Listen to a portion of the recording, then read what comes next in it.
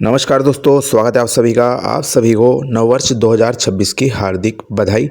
वर्ष 2025 में हमारी परियोजनाओं के लिए काफ़ी कुछ मिला। उम्मीद है 2026 से भी है कि इस साल भी बहुत अच्छा हमें बजट मिले और नए सेक्शन बनने की खुशखबरी प्राप्त हो। बहुत ही महत्वपूर्ण प्रोजेक्ट इस वर्ष आकार लेते हुए हमें नज़र आएंगे, जिनकी अपडेट्स हम आप सभी के लिए लेकर आएंगे। आज एक बहुत ही महत्वपूर्ण प्रोजेक्ट के साथ इस साल की शुरुआत कर रहे हैं, वह है हमारा इंदौर मनमाड़ रेलवे प्रोजेक्ट। लंबे समय से हम इसकी अपडेट आप सभी को देते आ रहे हैं। वर्ष 2024 सितंबर महीने में प्रोजेक्ट सैंक्शन हुआ था। तब से अब तक इस परियोजना की भूमि अधिग्रहण की प्रक्रिया ही चल रही है।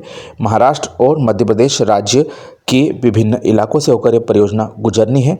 महाराष्ट्र के नासिक और धुले जिले और मध्य प्रदेश के बड़वानी, खरगोन, धार और इंदौर जिले में से होकर यह परियोजना गुजरने वाली है, जिसमें से हमारे खरगोन जिले में तो कुछ दूरस्थ इलाकों से रेलवे लाइन गुजरती है, वहीं बड़वानी जिला इससे अछूता है अब तक। लेकिन यह जो सपना है वर्ष 2026 में धरातल पर हमें दिखने लगेगा। इस वर्ष से इस परियोजना के कार्य शुरू हो जाएंगे। बहुत महत्वपूर्ण वजह इसकी हम आपको बताने वाले हैं। जैसा कि आप सभी को हमने बताया, महाराष्ट्र राज्य में इस परियोजना का करीब 230 किलोमीटर का हिस्सा गुजरता है। से मध्य प्रदेश राज्य का करीब लगभग 130 किलोमीटर का इलाका पड़ता है। कुल 359 किलोमीटर इस परियोजना की लंबाई थी, जिसमें से हमारा धुले से नरडाना का लगभग 50 किलोमीटर के आसपास का हिस्सा वर्तमान में निर्माणाधीन है। मध्य रेलवे के द्वारा अलग प्रोजेक्ट के रूप में उसका क्रियान्वयन किया जा रहा है।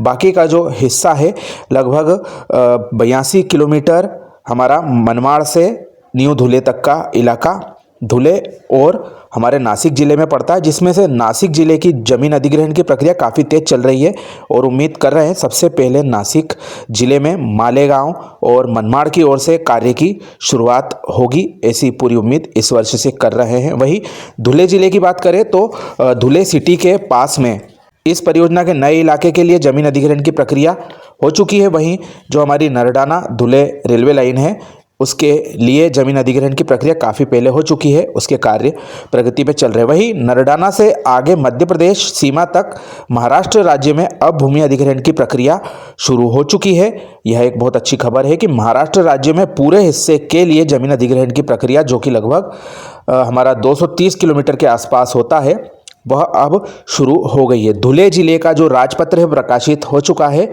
धुले के जिसमें 22 गांव शामिल है।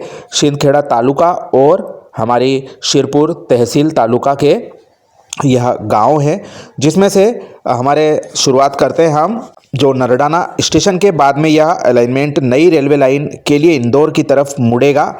डाबली के 40 खसरे इसमें शामिल है, 7.7288 हेक्टेयर जिसका रकबा है। वहीं धादरने के 13 खसरे 4.2140 हेक्टेयर जमीन अधिग्रहित होगी। यहाँ पर अजंदे खुर्द के 19 खसरे 3.9573 हेक्टेयर के, पिंपराट के 20 खसरे 3.2287 हेक्टेयर के, गव्हाणे के 64 खसरे 7.1331 हेक्टेयर जिसमें ज़मीन अधिग्रहण होना है। शिराले के 20 खसरे 4.0283 हेक्टेयर, वर्षी के 52 खसरे 9.222 हेक्टेयर जिसमें ज़मीन अधिग्रहण होगा। वहीं धबाशी जो कि शिंदखेड़ा तहसील का आखिरी गांव इस परियोजना में रहने वाला है, उसके करीब 68 खसरों की ज़मीन अधिग्रहित होगी, 17.4051 हेक्टेयर।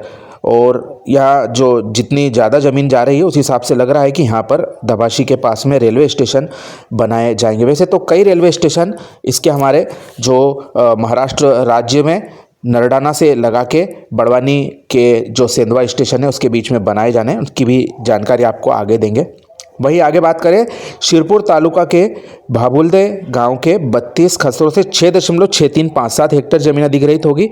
खरदे खुर्द के 38 खसरों से 4.3850 हेक्टेयर ज़मीन अधिग्रहित होगी। साकवत के 33 खसरों की 6.9493 हेक्टेयर ज़मीन अधिग्रहित की जाएगी। बालदे के 23 खसरों से 4.4951 हेक्टेयर जमीन अधिग्रहित की जाना है। हिंगोनी बुद्रुक के 36 खसरों के 6.1471 हेक्टेयर जमीन अधिग्रहित होगी। बोरगांव के 85 खसरों की 12.6275 हेक्टेयर जमीन होगी। वहीं सुभाष नगर के 80 खसरों के 9.8726 हेक्टेयर ज़मीन अधिग्रहित होगी। शिंगावे के 11 खसरों की 1.2376 हेक्टेयर ज़मीन अधिग्रहित की जाएगी।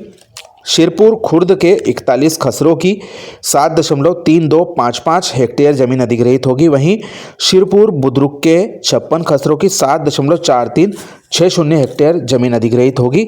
वहीं हड़ाखेड़ के 49 खसरों की 8.3978 हेक्टेयर ज़मीन अधिग्रहित होगी।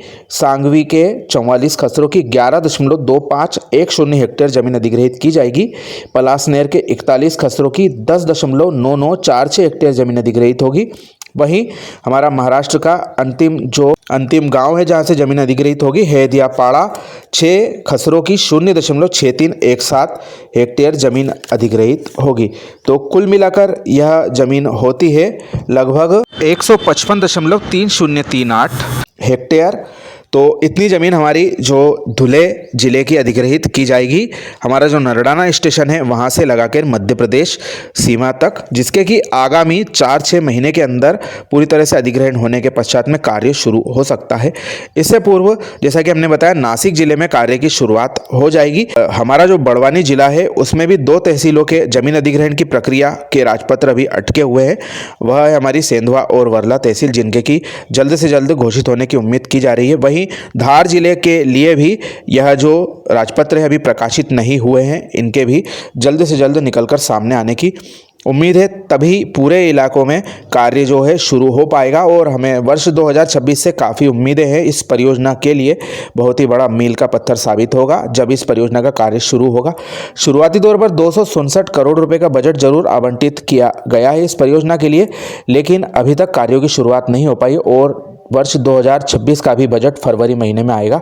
तो उम्मीद कर सकते हैं 18,500 करोड़ से अधिक की लागत इस परियोजना की है और इसको इस वर्ष बहुत ज़्यादा बजट की आवश्यकता होगी, क्योंकि सभी इलाकों में कार्य इस वर्ष शुरू हो सकता है। काफ़ी उम्मीद है हमें इस परियोजना के साथ में अन्य परियोजनाओं के लिए भी है और बहुत सारे सेक्शन, जैसा कि हमने आपको सबसे पहले जानकारी दी थी कि इस वर्ष बनकर तैयार हो जाएंगे।